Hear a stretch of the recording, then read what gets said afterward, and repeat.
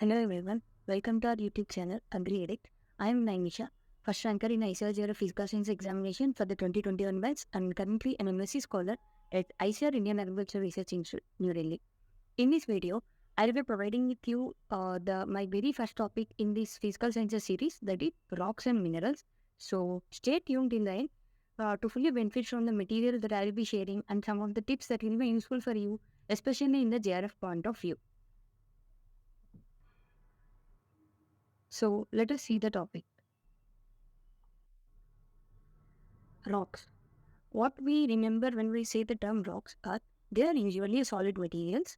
Rocks are usually a solid material that are made up of one or more minerals. So rocks are solids which are containing one or more minerals. So we can tell rocks are heterogeneous. So since they are made up of more than one type of mineral, the physical and chemical composition of rocks varies with the characteristic of minerals which are present in the rocks. So, the definition of the rocks is so important. That is, rocks are usually solid materials which are made up of one or more minerals. And there are different terminology related to these rocks, like petrology, which deals with the science of the rocks, and next petrography, that means description of the rocks. Graphics means description. Logos means study or discourse, that is science of rocks. Next, petrogenesis. Genesis means origin. So, petrogenesis is the study of origin of the rocks. These three definitions are very important from the exam point of view. Petrology, petrography and petrogenesis. And next one is composition of the upper 5 km of earth crust in terms of rocks. In upper 5 kilometers of earth crust, sedimentary rocks play an important role. So, 74% of the upper 5 kilometers is comprised of sedimentary rocks. In that also, shale is the dominant one, that is 52%, followed by sandstone comprised of 15% and limestone or dolomite is 7%. And coming to the igneous rocks, it comprises of 18% in the upper 5 kilometers of earth crust. In that also, granite is dominant, that is 15%, and next is basalt. So, total, when the question is asked like which rocks are dominant in the upper 5 kilometers of earth crust, we should write sedimentary rocks because it comprises of 74% of the total rocks component in the upper 5 kilometers of earth crust. When we see an earth crust as a whole, that is next 5 to 56 kilometers as a whole, like when we go deep in from crust, mantle and core, igneous rocks will be a dominant fraction. That is 95% of earth crust will be dominated by igneous rock when we consider this earth crust as a whole. That means when we go deeper. In that case, sedimentary rocks will constitute only 5% of the total earth crust. So, in these two aspects, we can expect at least one bit like which rocks are dominant in the upper 5 kilometers of earth crust, that is sedimentary rocks. In earth crust as a whole, it is igneous rocks. Next, minerals. Minerals are naturally occurring inorganic. This is important. Term is important. Inorganic fractions are solid homogeneous substances composed of atoms which have orderly and also regular arrangement with definite chemical composition and also characteristic geometry form.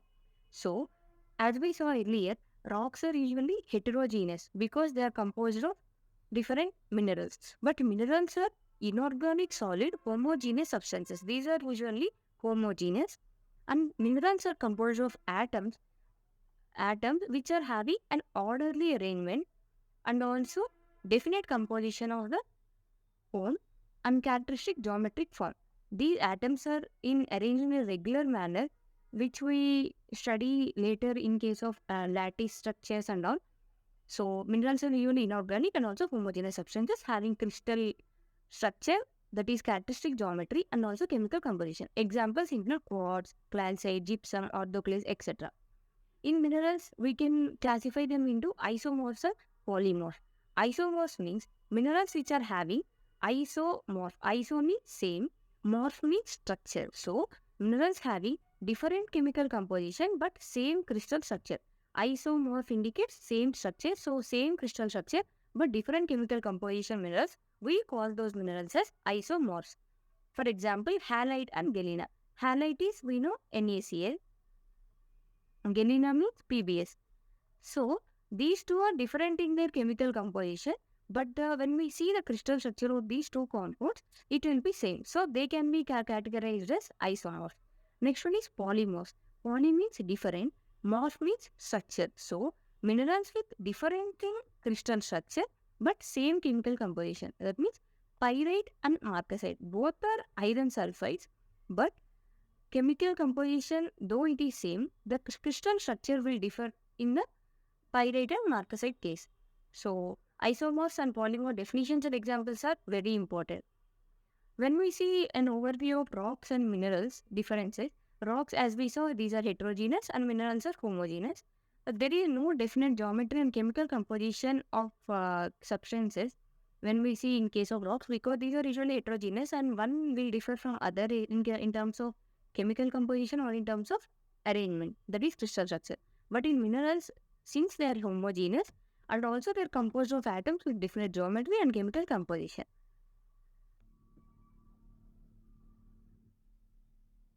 So, if we see rock classification, rocks are basically classified into three types: igneous, sedimentary rocks, and metamorphic rocks.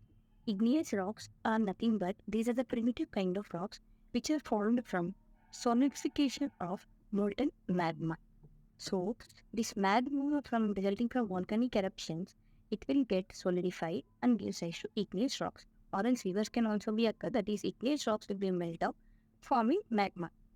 And when we see the characteristic features of this igneous rock, these are usually glassy and may contain crystals, but they never contain fossils.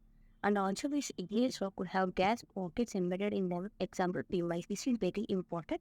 Like pumice, usually rocks, when we dip them in water, they will get submerged due to their high density compared to water. But when we dip this pumice stone water, interestingly, it will float on the surface of water. On a surface of water, this pumice stone will float. Why means it have gas pockets embedded in it, which will lower its specific gravity compared to water. So some of the examples of igneous rock includes granite and basalt. Next is sedimentary rocks. Sedimentary rocks means the rocks which get disintegrated in one place and then get transported and deposited and cemented elsewhere, gives rise to sedimentary rocks. Then we see its features. It will be empty or dull. It will show layer. Layer formation is an important feature of sedimentary rocks. It also may contain fossils. Examples include shale, limestone, etc. And we see metamorphic rocks. Metamorphic rocks may show banding, that means fake layers. This is the important feature of metamorphic rock. And it will also be twisted or folded and show intergrown crystals. Examples of metamorphic rocks include gneiss and schist. And one of the most important things is that if we see rock cycle, this any kind of rocks, that is igneous, sedimentary or metamorphic rock, could melt and give rise to magma. But magma will solidify and give only the igneous rock. This is the important thing to remember. And igneous rock and sedimentary rocks, both with the aid of heat, pressure, temperature or any both, will give rise to metamorphic rock. These are the important things to see in case of rock cycle. And next when we see these most important aspects in case of these rocks and minerals, that is examples associated with each type of rocks that we saw till now. First one is igneous rock. These rocks are usually classified into different types, either based on the silica content in them or all on the mode of formation of the rocks on the surface or in the surface of the egg crust. So when we see the mode of formation, like in the rocks are classified into extrusive and also intrusive. The name itself indicates extrusive, that means external to the surface of it. They are found on the external to the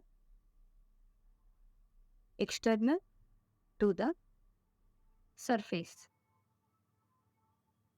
Those are extrusive or volcanic rocks. And next one is intrusive rocks. Intrusive means internal to the surface, that means inside the or below the surface. They are also referred to as plutonic rocks. So what does this implicates in case of the rock characteristic is, if we take extrusive and intrusive rocks, since these extrusive rocks are found on the surface of a crust, so what it will happen, these They are subjected to various climatic changes or also other biotic or abiotic changes. So, they will be easily disintegrated compared to the intrusive rock. So, what does it implicates when it is disintegrating? It will disintegrate much faster and also rapidly. So, it will give rise to finer particles. So, these extrusive rocks will be finer compared to the intrusive rocks. If we take intrusive rocks, that means they are formed inside the surface. So, what will happen? They are less subjected to variation of the abiotic or biotic factors. So, they will be dispersed anyway, but rather slowly, and also it will take some time to disintegrate. So what it will happen, the time factor and also the rapidity of this disintegration is less, so it will give rise to coarser fragments compared to the extrusive rocks. So this will be the main characteristic feature that will be affecting the mode of formation. So the other more differences can be depicted from this mode of formation, which will be further given in our future classes. So let us see the examples associated with it. Extrusive rocks include basalt and rhyolite, both are fine grained, and intrusive rocks includes granite and gabbro. And next one we see the classification of igneous rocks based on silica content. Silica content, that means SiO2. They are classified as acid, neutral, and basic. The rocks which are having more silica content, that is usually more than 65% silica content, are acid igneous rocks. Rocks which are having medium silica content, that is 50 to 65, are neutral, and which are having less than 40 to 50 are basic. So less silica, basicity of the rock will be more. More silica means acidity will be more. Examples are given: granite, rhyolite, tonalite, dacite are acid igneous rocks. Cyanide, diorite, and trachyte are neutral igneous rocks. And basalt, gabbro, and phonolite are basic igneous rocks. And all have logical way to remember. And these ways can be expressed in our normal course contents. So try to register our course and get these examples which can be memorized in a simpler ways. And next, sedimentary rocks. Sedimentary rocks can be classified into terrestrial or mechanically formed rocks, which includes conglomerate or breccia. That means physical disintegration happens here. And next is inorganically formed. In this also, evaporation is present and precipitation is present. Evaporation, if we remember the term, the making the salt from seawater, it is nothing but halite is nothing but NaCl. So in this one we can memorize this inorganically formed sedimentary rocks with the aid of evaporation means halite, and also gypsum. Halite and gypsum, they are more or less related to salinity and alkalinity. So in this way we can remember. And next one is formed through precipitation or population, that is limestone or dolomite. And next is organically formed rocks, sedimentary rock. That means peat, lignite, anthracite, that means coal, bituminous coal, etc. will form under organically formed sedimentary rocks. Next one is metamorphic rocks. As we saw earlier, it can be hydrometamorphism. If the aid of metamorphism is water, dynamo means pressure, thermal means temperature, dynamo-thermal means temperature and pressure. So with all these factors, either igneous or sedimentary rocks can be transformed into metamorphic rocks. Next, examples include sandstone will be converted into quartz with the help of water. And next, limestone will be converted into marble with the aid of pressure. And granite can be transformed into gneiss, or gneiss can be further transformed into schist with the aid of temperature. Here, granite transformation to gneiss indicates the partial foliation of gneiss, and gneiss to schist impacts the complete foliated nature of schist. So, these are the examples associated with different rock. Each of the example is must to remember in case of JRF point of view, and try to remember as most of the examples as you can remember. Next is identification of mineral. As see, till now we saw rocks, rock classification, mineral definition, rocks and minerals differences, and then we will see how to identify this mineral. First property is color. So the physical property that a layman can infer is color. So this color, but it doesn't have that much relevance in terms of mineral identification, because a single mineral can exhibit different colors. That is nothing but pleomorphism also. So this may not be the prominent property to identify and classify minerals accordingly. Next one is luster. Luster indicates the way it shines. So, if we take a metallic crystal or a mineral and also non-metallic mineral, the metallic mineral will exhibit somewhat shining property, like we can see here. It is shining a bit compared to this non-metallic mineral. So, luster is indicate the shining property of the mineral. So, it is also a primary property, but we cannot judge identify mineral simply based on it. It has to be supplemented with some other property so that we can identify the mineral accordingly.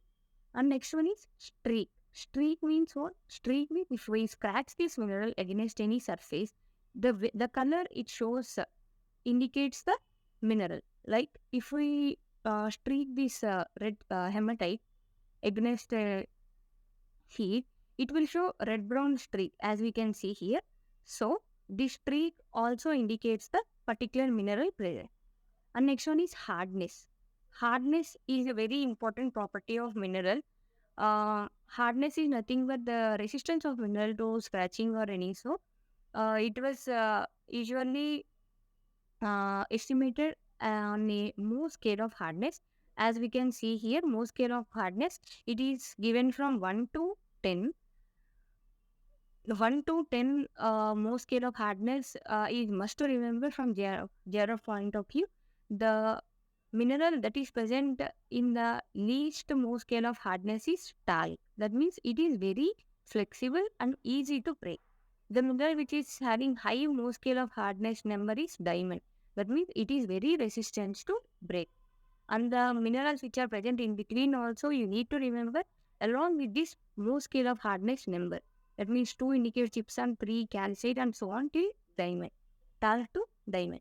And then cleavage and fracture. Cleavage and fracture are nothing but the same property, but the resulting form of minerals will show which mineral is different from other. Cleavage and fracture nothing but it is the breaking of mineral gives rise to plain surfaces. As we can see here, it will give flat surfaces when we break some minerals. Fracture means it will give disordered surfaces if we break few minerals. So these are the two properties that are exhibited by minerals. And next one is density of mineral. Based on this, we can also classify the minerals. And next, taste.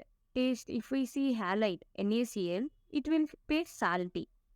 And next, reaction with HCl, if we take calcium carbonate, and it will, and we pour some hydrochloric acid on it, it will show some effervescence. As we can see here, it will show some effervescence if we pour hydrochloric acid onto the calcium carbonate due to reaction of this acid and base, and CO2 will be released here, so it will show some effervescence. And next, when we see the classification of minerals, minerals will be classified into primary, secondary, and accessory minerals. Primary minerals are formed by crystallization of molten magma, just as we see in case of igneous rock. Examples indicate quartz, feldspar, pyroxenes, etc. Secondary minerals are formed by the weathering of primary minerals, or they can be inherited by soil from some sedimentary rocks. Examples indicate silicate clay minerals that are cavernous, smectites, chloride, vermiculite, etc. Non-silicate clay minerals that are hematite, zeolite, etc. Third one is accessory minerals. Accessory minerals occur only in small quantities in rock, but they are not essential. Accessory, as the term indicates, these are present in addition to, but doesn't mean they are essential. Examples include zircons, pin, topaz, zeolite, etc. Next, if we saw the abundance of important rock forming minerals in earth crust, among all the minerals found in earth crust, feldspar constitutes the most abundant mineral present in the earth crust, that is 61% of the earth crust. This is also an important bit in JRF point of view. Dominant mineral in earth crust is feldspar. Percentage also you can remember, that is 61%. If we see quartz is also a mineral present not in a dominant fraction, but it is a very resistant mineral present in the earth crust compared to feldspar. These two are non-ferromagnesium minerals. What are ferromagnesium minerals? Minerals which are having iron and magnesium in their chemical composition. They do not have iron and magnesium in their chemical composition. And ferromagnesium minerals include olivines, pyroxenes, amphiboles, biotite, and muscovite. Secondary clay minerals are silicate clays, we know, kaolite, vermiculite, chloride, smectite, etc. They constitute 6% of the earth crust. So, guys, this is the in brief lecture on rocks and minerals. But one thing I could say, this rocks and minerals topic is very important from our JRF physical sciences point of view. Many questions like examples and definitions will be asked as it is from the standard books. But if we can remember very much or very fine differences in this topic, we can crack these bits coming from this topic very easily. So, for more detailed information on this topic, you can contact us with the given details, or you can subscribe to our Agri YouTube channel and take live courses and crack this JRF with a good rank this year. So, thank you, Ananda. Thank you.